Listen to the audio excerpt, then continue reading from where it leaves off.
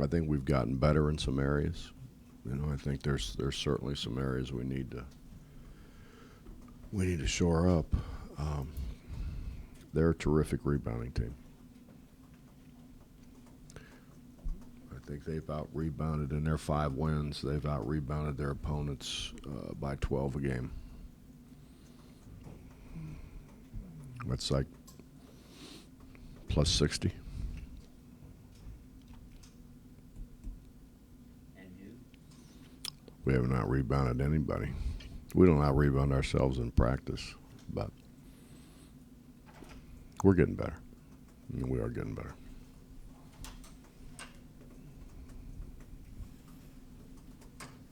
Traditionally, this game has been one where there's been a lot of whistles early and often.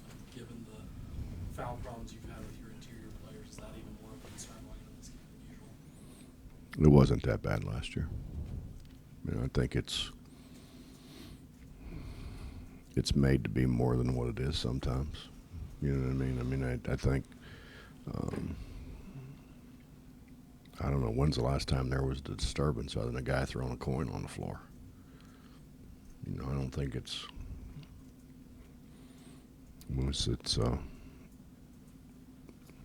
generally speaking, it's a game between two pretty good teams. It's been one that's disrupted your conference schedule in the past, and now it's not. Do you prefer that? How much is that going to be more beneficial than having to come right in the middle of Big 12 play? It's hard for us. It's hard for us because we generally have a CBS game during the conference season. We've got another one this year. We've got Purdue again this year on CBS. So, I think when everybody else is getting a week off, we're not getting a week off. Well, everybody doesn't get a week off because I think if you look at, generally speaking, the better teams in the league, I think Texas is probably playing in their off week, and Kansas is probably playing, and I'm sure probably K-State's playing, and probably everybody, just about everybody's playing. But it's generally a made-for-television game. So it's kind of where it's supposed to be, I think. I'm sure coaches like to have smooth sailing all year long if they could, but doesn't it help get points across to have your rocky points early in the year and have something to yell about or fix rather than have to make things up? That's the theory we're hanging on to, Bob.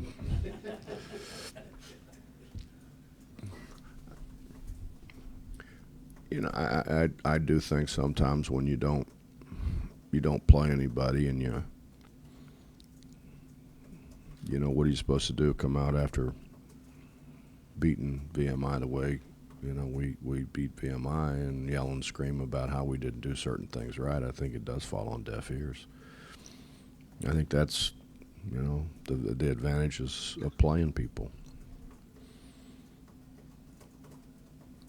I said when we came in here that we're gonna upgrade the schedule and we're gonna continue to play people. I think you look at this year's schedule and if you look at what we're doing next year, it's not any easier next year. It may be harder. So I don't know who's in Cancun yet, but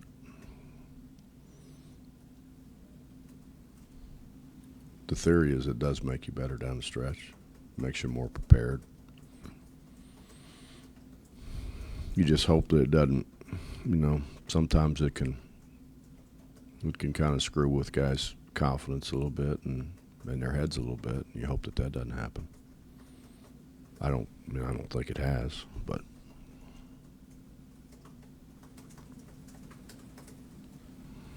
All that said, Bob, when you put this together, these are 4 really different games in a row. Thinking about 10 days, but Tech looks really good, probably better than people thought. Maybe with the first-year coach, Marshall's strong. Obviously, Michigan's good. It's compact. I know you had high hopes for it. Is this above or right about what you thought this stretch here? no, I knew Marshall was going to be good. They have the majority of their team back, so I knew they were going to be good. Tech had the majority of their players back. I think they've had the misfortune of being hurt the last few years and haven't been able to put everybody out there. and they've stayed, I think, at least relatively healthy, which is a big part of it. We've still got two bigs that haven't practiced going into the game, so I think you have to be fortunate in that regard that you can keep guys healthy. No, I think Kevin can go a little bit today. I think the report is Dom's not going to be able to go today, so. Both ankles or? Mm-hmm. No, they just sprained one apiece.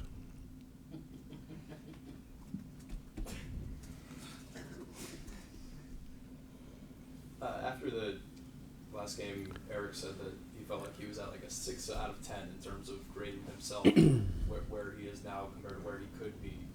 If you could give an assessment of those two, he and Juwan, maybe, where they are this early in the season compared to where you would hope they would be or where you see them getting to? I hope all of our professors are that lenient in their grading scales. Eric hasn't scratched the surface, I don't think, of what he can do.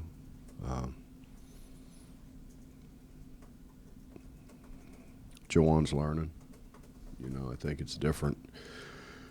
It's different being out there in practice and being out there in a game. But he's learning. I think he's learning better when guys come open, and who's supposed to come open and what the progression is of people coming open. He's getting better. I don't think he's near what he's going to be. I don't think either one of them are near at least what they can be.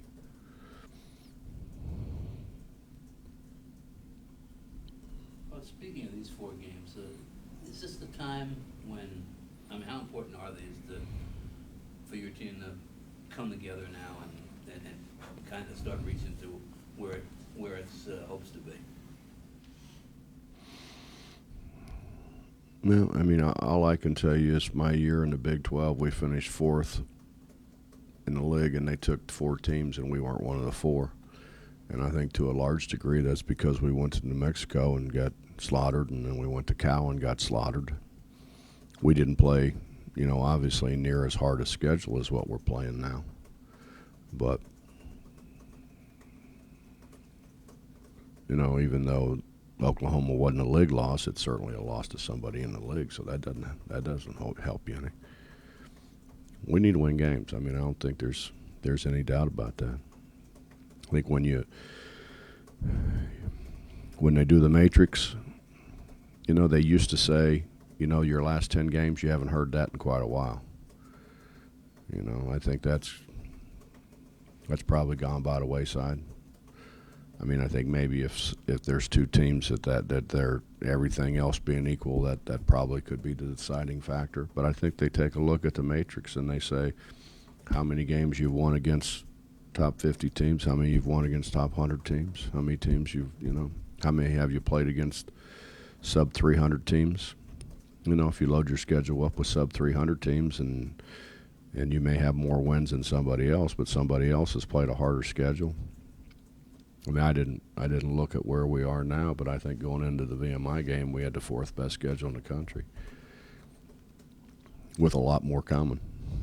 So, but that being said, those are great games to play, but you got to win.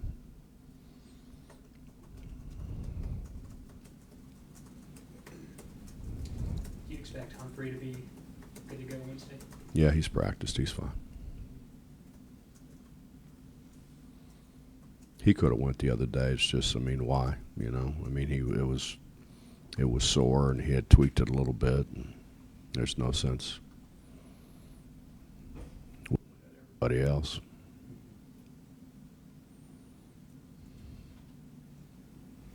What about them personnel-wise? Marshall, what do you like about them, besides the rebounding? Well, I think it starts there. Tennant's been terrific. He's getting 9 rebounds a game again. I think he was at like almost 11 a year ago when we played. Kane's been great. Kane, I didn't really pay attention how many he got Saturday night, but I think he had 63 going into Saturday night. And that's a bunch now. I mean, he's averaging almost 10 assists a game. And then they recruited a couple guys who can make shots on the wings with size. And they've made big shots for him. And they've got just a ton of bigs, you know, and I don't know all the whys and wherefores, but, you know, Golf played a bunch and they didn't play quite as much, and then he's playing again. It's probably, I would assume it's performance-based and what you do in practice. Spikes is way, way better and certainly gives him a shot blocker. But, I mean, honestly, they run everything through Tenen. Coach, I think this is the last game Bodie has to sit out. Just kind of wondering, what have you been seeing from him? And, you know, is he going to be able? Is he a guy who's going to be able to, you know, come in the next game after this? Well, yeah, Justin, it's been hard. You know, I mean, it's a hard situation to have to put a kid through. You know, because you can't possibly pay as much attention to him. We've played one home game, and he's not allowed to travel either. So he hasn't been around the team. He hasn't been able to, you know, to see all the film, to see the scouting reports, to do all those kind of things. It's a tough spot to put anybody in. Now, you know, it's maybe one thing if you played for a year and then you miss 6 games, but you know, and we had until, you know, lately we had, you know, 5 bigs for practice, and you're trying to get obviously the 3 that played the first 3 games ready, and then you try to, you know, get Dom ready, and he doesn't know what those other guys know, obviously, and those other guys, you know, I mean, Eric didn't practice very much, but those other 3 guys have been around, so just from a knowledge standpoint, it's hard. I mean, he's certainly the best shooter of the 5. He's the biggest. He's the tallest. What's his aptitude like by the end of the season? It's hard to tell because there's a language barrier. You know, Dennis was here for a year. You know, so Dennis obviously understood English a whole lot better than what Voldy does. And honestly, our guy's been great. I mean, they try to help him, but I don't know. I don't know how much he comprehends sometimes, you know. And then you get trying to get some things done. You get talking a little faster, and I don't know how much of it he comprehends sometimes. He's a great kid. I mean, he's a great kid, and he's going to be a really good player, I think. But I can't tell you when.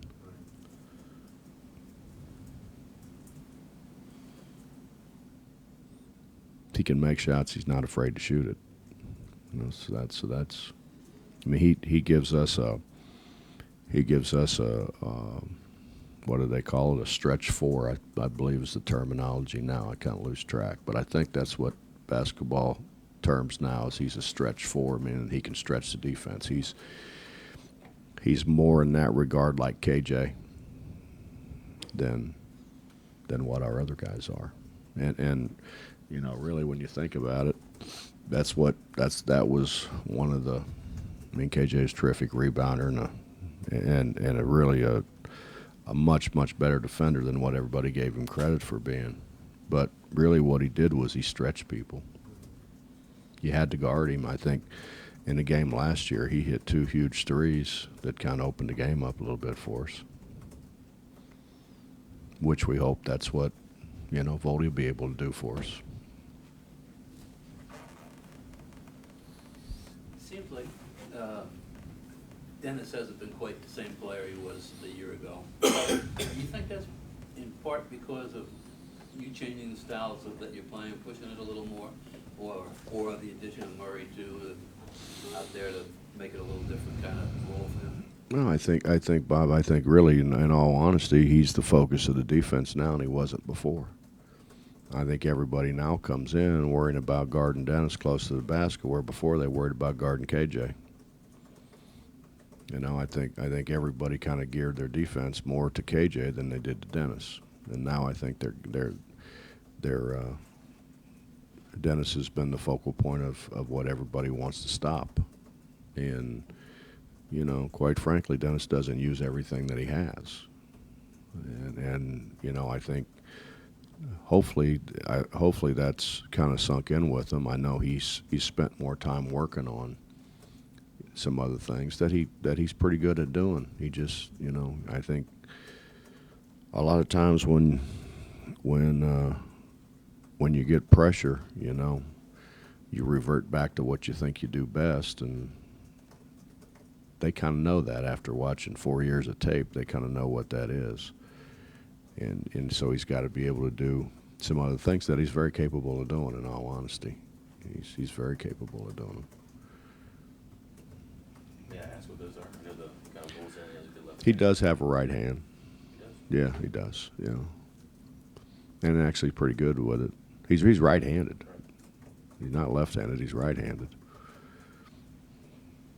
and he uses his right hand terrific in practice. Well, he has the last couple weeks, and he did early. You know, Are we talking an array of like Elijah Long moves, or is he just define array. three? Three? I don't know. Yeah. I mean, I know he's not a jump shooter, but I mean, if he can do what he does with his left hand with his right, that doubles it, obviously, but is it more than just hook Well, he's shots? very capable of backing out and making jump shots. He's certainly capable of going over his left shoulder and making shots. He's very capable of that. And probably, truth be known, we haven't passed the ball to him as well as what we need to pass the ball to him.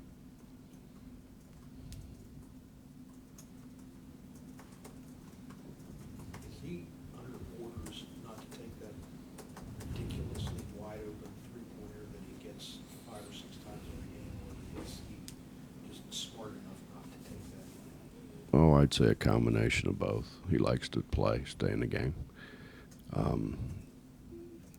You know, Dave, there's a fallacy. Why would you want Dennis shooting a three with, you know, early in the clock? I mean, you wouldn't. I mean, I don't know who would. Much like I didn't want John Flowers shooting a three early in the clock. You know, when you look at their numbers, there's a reason. But, you know, as John continued to get better and as Dennis has gotten better, you know, later in the clock, good shots are when you have a chance to rebound. You know, and to pop Dennis out and have him jacket 5 seconds into the clock, we don't have much of a chance to rebound it. And really, when you think about it, KJ didn't take a lot of threes early in the clock. He took some in transition, which we wanted him to. But other than that, he didn't take a bunch early in the clock.